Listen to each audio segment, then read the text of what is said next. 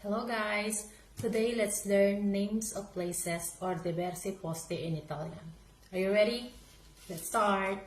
School, scuola, scuola. Library, biblioteca, biblioteca. Post office, ufficio postale, ufficio postale. Pharmacy, farmacia, farmacia.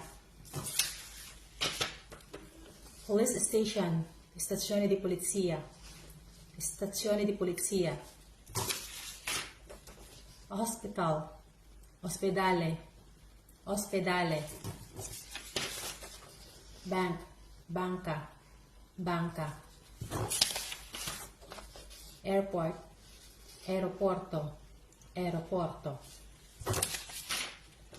Church, chiesa, chiesa. Factory, fabbrica, fabbrica. Market, mercato, mercato. Park, parco, parco. Bakery, panetteria, panetteria. And of course, there's no place like home, casa, casa.